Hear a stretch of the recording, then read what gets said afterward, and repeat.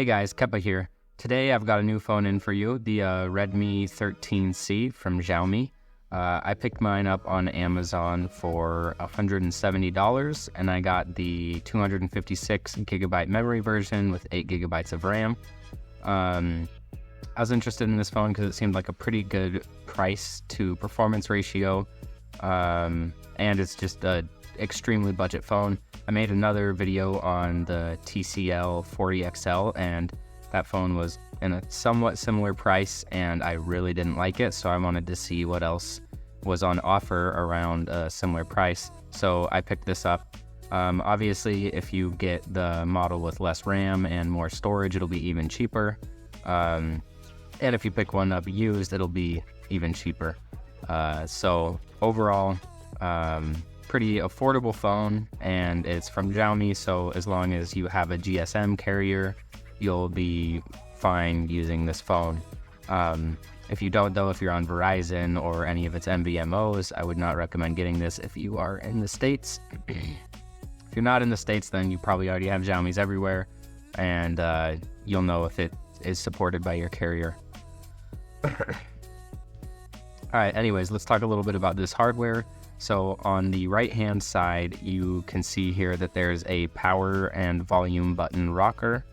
So the power button is also a dual function fingerprint reader, which is nice. And then the volume up and volume down is over there. On the top, we have the ever rare auxiliary port. On the left side, we have the SIM tray slot, and there's space for 2 SIM cards, and then there's also a space for micro SD expansion, which is always nice to see. On the bottom here, we've got a single speaker grill, a microphone, and a USB-C charging port. On the, well, I guess that's it. Yeah.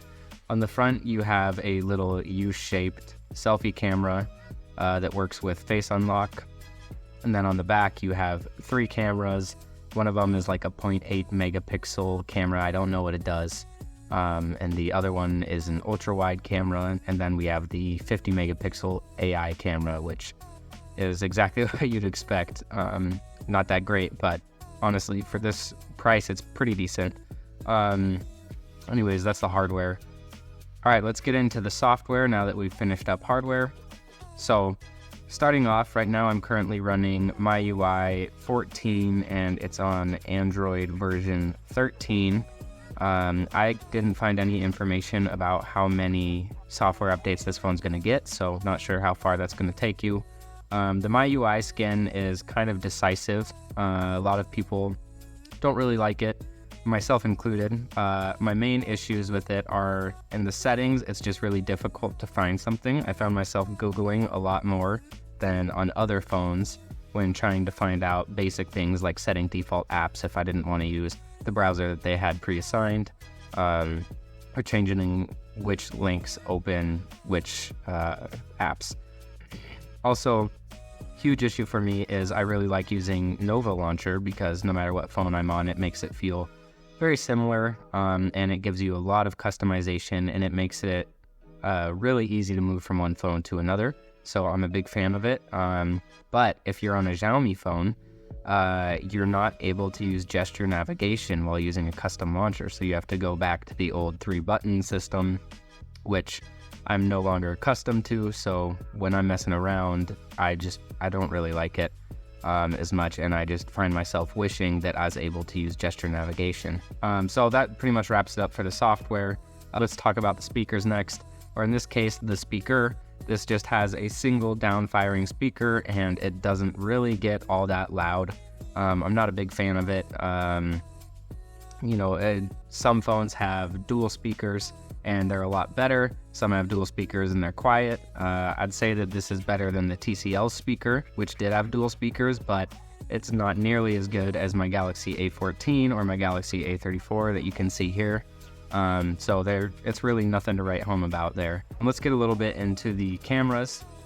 So you can see here, there's the 50 megapixel camera, and then I think it's 2 megapixel macro or ultra wide camera, and then a trash 0.8 megapixel camera that I don't even know how to use. I couldn't find it in the settings. As usual with cameras, I usually like to just take some pictures and then let you guys decide what you think about it yourself. So I'll just put the camera and video samples out here now, and you can decide if you like them.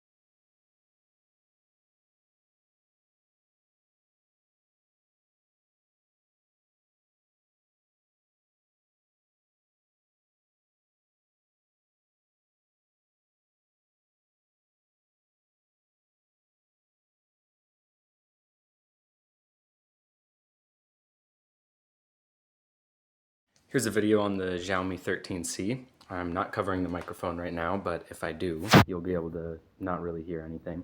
So that's something to keep in mind if you're going to use this phone for creating videos or video calling family. But as long as you keep that mic uncovered, the quality seems to be all right, especially given the price. Definitely better than the TCL 40XL that I'm comparing this to. Fresh frozen. Everybody likes fresh frozen garbs. I know. That's what we have. Fresh movement.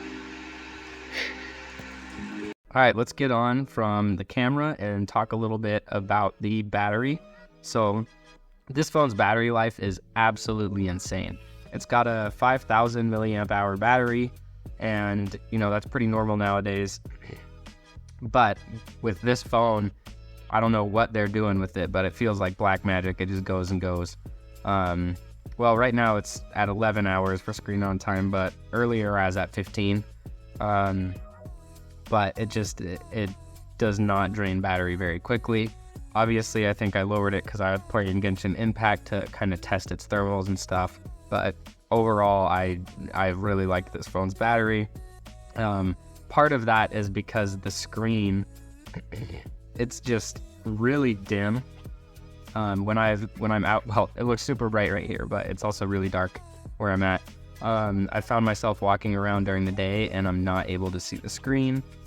And I keep wishing that I could adjust the auto brightness to make it brighter than is suggested, because most of the time this phone is so dim that I have trouble reading it, which I think is a big reason that the battery life is good on this device. You can see here that there's some color shift, and it's kind of difficult to see if you view it off axis. As I already mentioned, it doesn't get very bright, and it's also 720p. So I've found that when I'm holding it kind of close to my face, say if I'm watching a video in bed or something, that I'm able to see the lines between the pixels, which is all right. I mean, 720p for a lot of people I think is enough. And if you care more about battery life than like crispness of your screen, then maybe it would be a good trade-off for you. But for me personally, I feel like 1080p is kind of the sweet spot. And I don't really like LCDs, which is what's in this phone.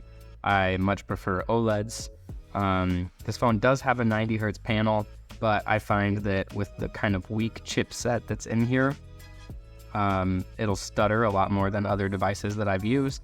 So the screen's refresh rate doesn't usually actually get hit, it feels like, especially if you're playing games. So I would make the trade-off for a better LCD panel that just has better color accuracy and better brightness, or an OLED, as opposed to having that higher refresh rate. Okay, let's talk a little bit about the performance. For kids or older parents or grandparents, this phone would be awesome. If you're just doing your daily tasks, you know, watching YouTube, checking email, this is going to get the job done. And honestly, it's okay at gaming.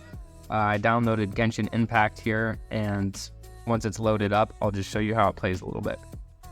Alright, Genshin Impact is finally loaded up. Let me turn it down here and just kind of run around and let you see how it performs.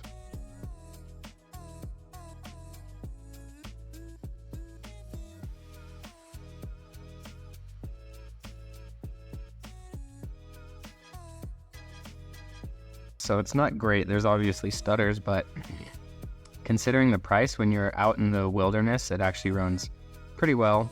The city is a little heavier, I think. I don't play this game often. I honestly only really play it for reviews.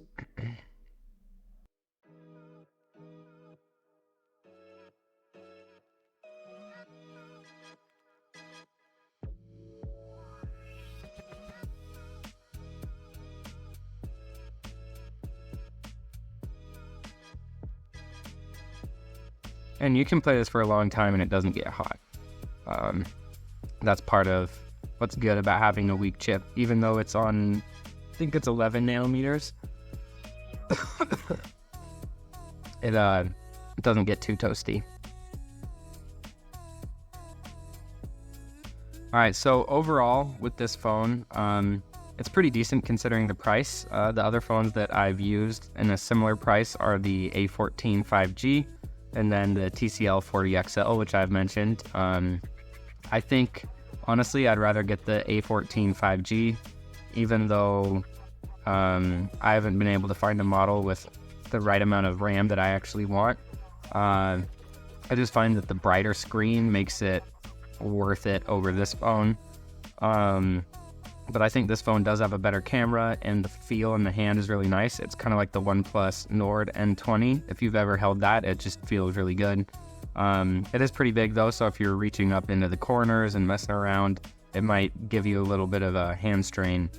But I find myself liking this phone, and again, just wishing that Xiaomi sold directly in the States so we didn't have to buy from importers. And if you don't like the Samsung ecosystem, then maybe this will be a good buy for you. But personally, I like the software of the Samsung better. And like I already said, the screen's better. And I know that you get many years of software updates with the Galaxy, whereas with the Xiaomi, you might just be left up to your own devices with something like XDA, where you're going to have to sideload ROMs, which for me, I like doing, but a lot of people don't. So, you know, if you just want an ease of use phone, you're probably going to want to go with the Galaxy. If you don't want the Galaxy, or, well, actually, the Galaxy A14 non-5G is the phone that's around this price. I've got the 5G. They are a little bit different.